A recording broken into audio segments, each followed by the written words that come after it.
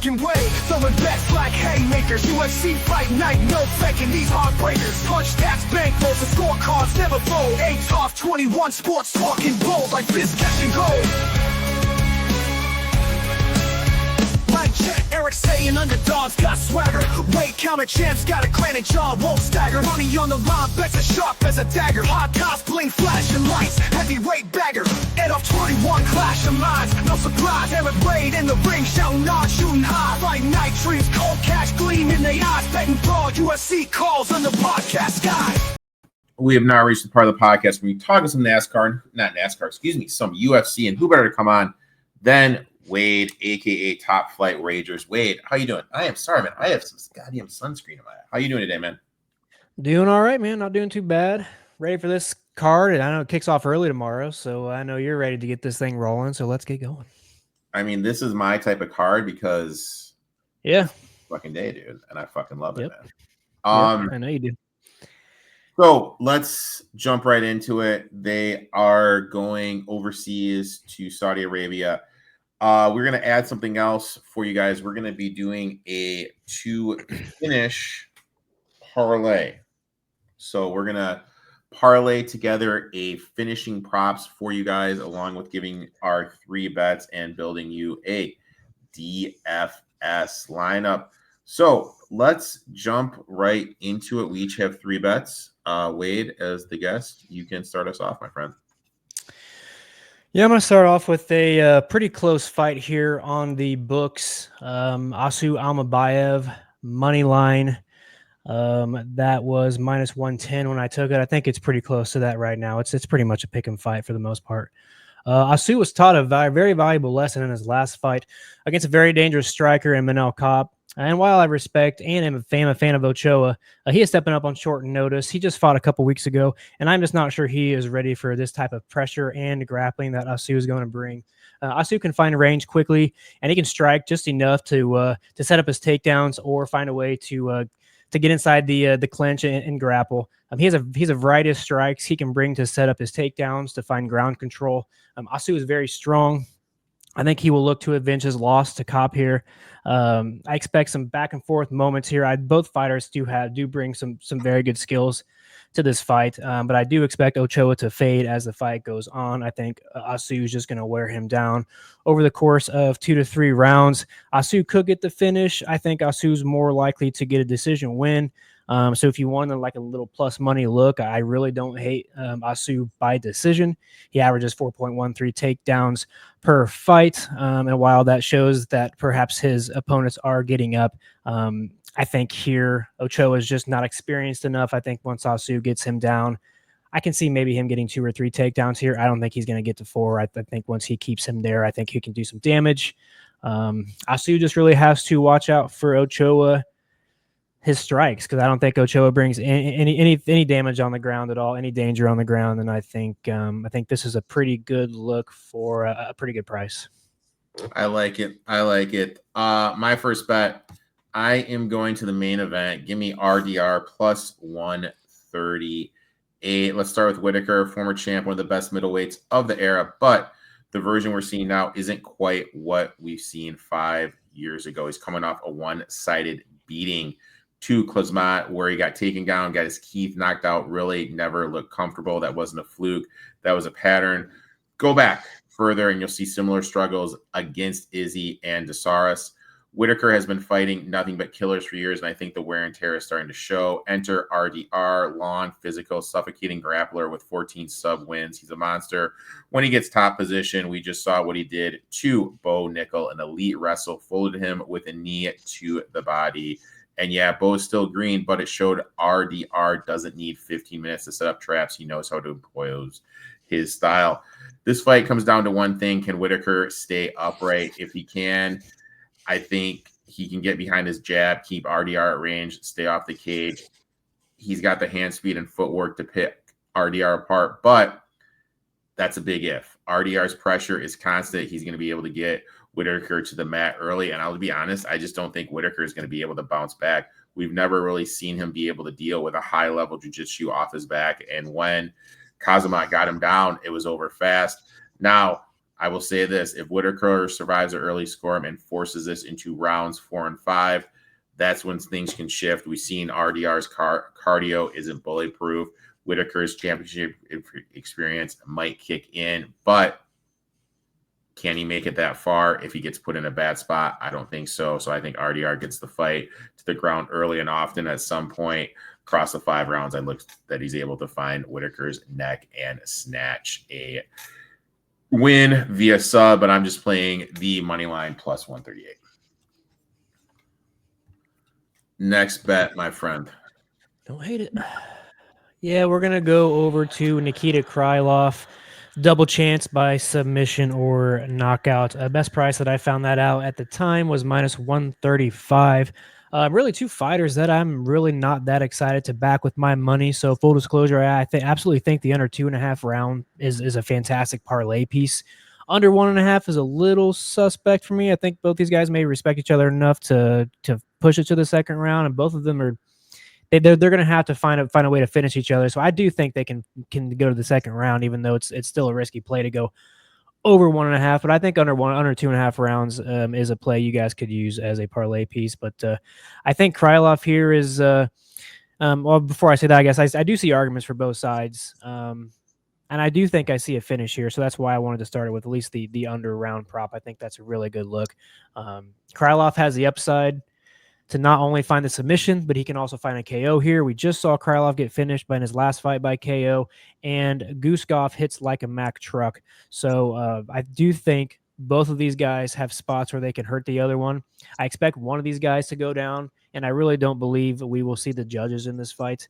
Krylov was looking to bounce back off of a KO loss, and we just saw Guskov have major holes in his game on the ground, which is where Krylov is going to have the advantage. Krylov averages 2 takedowns per fight, and I believe that is his path to victory, followed by vicious ground and pound or a submission win. If Krylov can get out of the first round here, I believe he has a chance to mangle Guskov over rounds 2 and 3 on the ground. So yeah, my play here, it will be Krylov by sub or KO minus 135, but I also think you guys could utilize that under 2.5 alternate round parlay piece. I like it. When you guys do that, something I found out is ESPN Bet has the best odds of that. So when you guys look to do that, make sure you go to ESPN. Nice. And do parlaying like an under of the round and the money line. My next one, and I know you disagree with me on this, I'm going to take McGee. But no, I don't say I don't disagree. In my article that I posted, I did say I want to sprinkle. You have to sprinkle on this price because McGee is dangerous. It's just that the step up in competition is insane here. Yen's got the resume, former title holder. He's on the distance with elite names. His technique is sharp, but we have to stop pretending like it's 2020 Yen, because if you're watching closely, we've seen cracks in his armor. First off, he's a notorious slow starter. He's lost the first round of 5 of his 6 last fights. All of 6 went decision. That's a real trend. He fights like he's preparing for a championship fight. 5 rounds. Now, if you give round 1 away against someone that throws volume like McGee, I really feel you're asking for trouble. Speaking of McGee, he's not just some random fill-in. Real threat, undefeated in the UFC, 4-0 with 3 finishes, 5-0 overall in his last 5. He lands 6 significant strikes per minute, which is elite in this division. More importantly, he's efficient. He absorbs less than 3 per minute and has 100% takedown defense. So if Yen is looking to mix in wrestling to slow him down, I'm not sure he's going to be able to find some success. McGee's explosive, athletic. He's going to bring the fight to Yen. He throws in combination, pressures with power. He'll match Yen's volume, which very few guys have been able to do. The biggest thing, if McGee wins the first round, there's a real path for him to get it done, puts the pressure on Yen to chase, and that's where McGee can start setting up some traps. We've seen Yen get outworked with guys that push the pace. O'Malley did it. Aljo did it. McGee has a little bit of all those guys, plus pressure, cardio, variance, finishing upside, and you're telling me I can get that out plus 330. I'm in. And yes, Yen is able to flip the script and come out aggressive, which he hasn't really done to start these fights. I absolutely love McGee. And honestly, if McGee wins the first round, you're probably going to be able to get Yen at a plus money in between rounds, just put it there. You got plus money on both. Not a bad look there, but I'll take McGee plus 330. Yeah, I debated taking his plus 3.5 at minus 105. It's just, man, every time I take a spread, it's always such bad luck. And my play I gave out on the article for that fight was the fight to go the distance.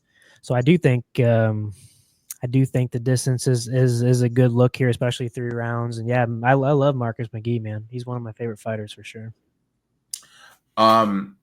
Next one, my friend. Where are you going? Yep, don't hate me here. If you guys hate this play because of the odds, you guys can do, if you guys want to tail some of my other plays, you guys can take Reboss by decision. That's minus 120. I think the Davey Grant fight's going to go to the decision. That's minus 120. I think Bryce Mitchell is going to actually find a win here. That's not bad price. So if you guys want to do anything like that, those are better prices than this one. But I'm going to give out Leal, KO, and sub as my official play for minus 185. Look, if you put 2 units on that, as long as you're $100 better, you're still gonna make back a unit on this play. I think it's well worth multi-units here. I don't think it's gonna go to a decision. I guess it could, but I just think Leal brings a little bit too much here. He brings in a dangerous arsenal of power and pressure, and now he's going against an aged 41-year-old who I believe had a swan song in his last 2 fights. Muslim Salikov has found a way to win his last 2 fights. And even though they were against some pretty decent opponents, they're not terrible by any means. The last time we saw him against somebody that had really solid striking skills, he was knocked out. And that's exactly who Leal is. Leal has 22 wins, 11 by TKO. 3 of his last 4 fights and 5 of his last fights have been finished by him winning by TKO or KO. Muslim is tough, and he's got solid striking himself. I can see this pushing past the 1.5 mark, but I just believe Leal is going to damage him too much to see the judge's decision in this one. If you don't also like the odds here, I parlayed his. I don't mind his KO at minus 150. That's another look I'm okay with. But pairing his money line to go with the Marcus McGee fight to go the distance is a pretty good parlay. I really don't think we're going to see a finish in that Jan McGee fight. So give you guys a couple different options with this Leal look. Leal is by far my favorite read on the card. My last one. I'm going to Nurmagomedov plus 132 against Bryce Mitchell. First off, the move for Bryce to drop down to 135 kind of feels like a desperation play for me after getting dominated in his last fight against Gene Silva. Now he's hitting the panic button, dropping down to bantamweight for the first time in nearly a decade. I really don't think that's strategic. I think he's just looking to survive. I have some serious concerns with how his body is going to handle this putt. Nurmagomedov, on the other hand, has been in there with killers at bantamweight. He's fought 10 times in the UFC at 135. He's never been finished in 22 pro fights. Durable and technical, exactly what I want in a underdog. Stylistically, I feel this is a nightmare for Mitchell. Mitchell's going to dive in head first for those takedowns, and that's going to open up Nurmagomedov to be able to get his neck to get a potential sub. Now, I feel Mitchell's flat on his foot, slow. I don't think he's got the footwork to compete with Nurmagomedov, who's quick, explosive, sharp, and spice. Is he going to be able to handle the range with the kicks and movements? If Mitchell can't get the takedowns, it's going to be in some serious trouble. And then when I was doing this, I also read this, and I felt this was really important. Bryce Mitchell trains out of his barn in Arkansas. He brings in local guys to train with him. When Mitchell came in, everyone was really high on him, and his lack of training, I really feel, has limited how he's been able to involve, and he's just hasn't really improved since he's gotten in it. And I really think it's with his camp. That being said, Nurmagomedov, I can't even talk, has more experience at this weight, more technical on his feet, submission threat, more durable, and I just think this weight cut's going to be too much for Mitchell. Bottom line, I'm getting plus 132. I'm all in. Give it to me. Listen. Oh my God! If you're gonna talk bad about a fighter out there training with the pigs, you should know better, sir. You're in the Midwest. You know that's some hard farm labor right there. You know, out there pushing the cows. I get the farm labor. I do. Man. I do. You know what I mean? But my thing is this. He's not practicing with guys with skills. He's rolling with the hogs, baby. He's rolling. I'm telling you, he's rolling with the hogs. That's great, dude. If you want to bet Arkansas basketball. Now, I think we've had a couple bets on the show. Yeah. I do believe the last one I lost. I still owe you a beer, but at the time we made that bet, you were still doing your little fast stuff. So I think we should make a bet on this fight. Okay. If you win, we double down, and I either get you double the order of beer, or maybe I order, or I send you a beer. Maybe I'll order you a nice takeout meal. Okay. All right. And if Mitchell wins, then we're just back to square one. And you don't owe me anything, but now we got to redo the bet again. So double or nothing. You got Mitchell. I got Saeed. Listen, I actually like Saeed. It is a very dangerous fight for Mitchell. What I like about Mitchell is that he has actually lost. The only 3 losses he's had are like killers. He's lost to Silva, Emmett, and Topuria. All 3 guys who are legitimate strikers with serious power. I think Mitchell can get Nurmagomedov wrestling, but he's got to get there. He's got to get in. He's got to find his way. He's got to get there, and he can't gas late in the fight either. So there's a lot of risk going on here. But I think this is a good one to have a bet because it's. I think Mitchell's going to get back in the win column. He's always done well bouncing back after a loss. So. I'm in. Let's do it. It's good, very good. This could be fight of the night, dude. Really could be. You think so? Fight of the night potential? Yeah, I think I think both fighters are going to have I think he's going to probably put some submission attempts. I think he could get rocked. I think there's I think both of them are going to get hurt. I do. I don't think this is going to be a quick fight by any means. Now for the people, we are doing our finisher parlay. Who do you like for KO, my friend?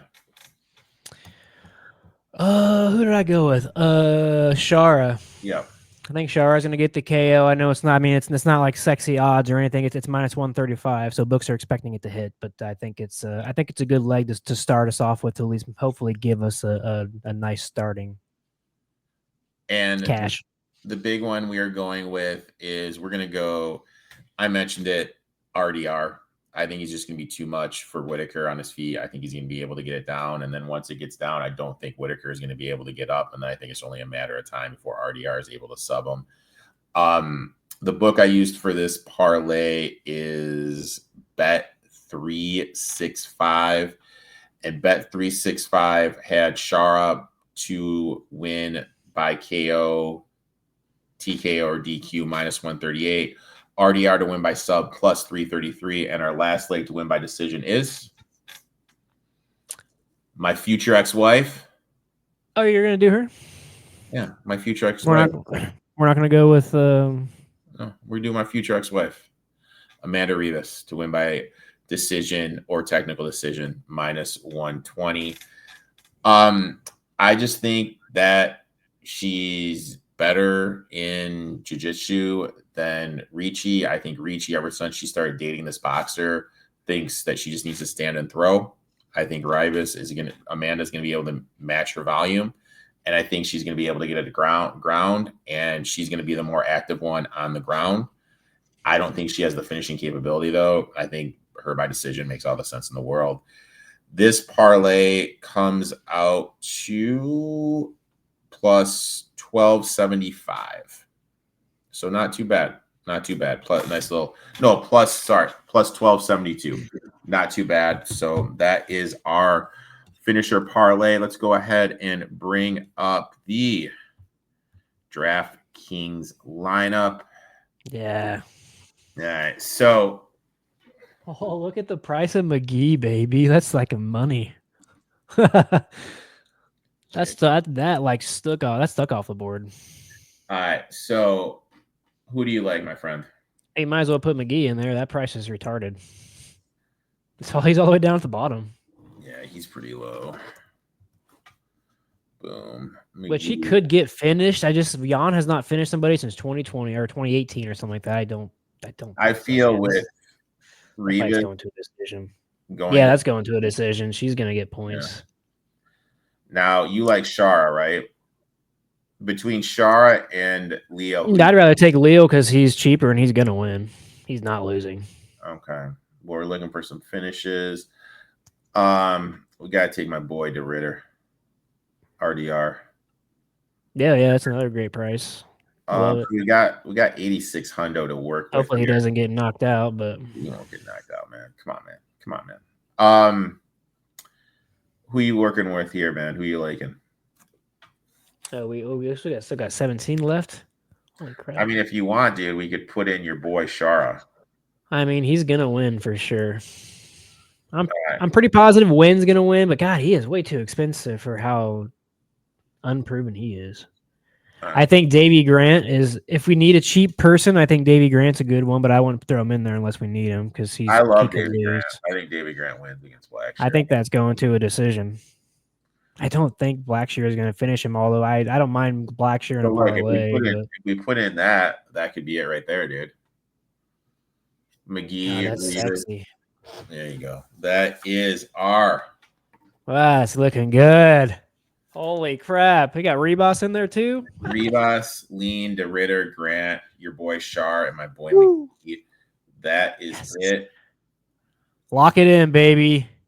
Dude, and my boy. We're gonna. How does that whole work on that side? Because I think we're gonna. That card right there is gonna sweep. That's gonna be number one in DraftKings history right there. That's gonna be number one. I mean, every single person is getting 100 points. What are we talking about?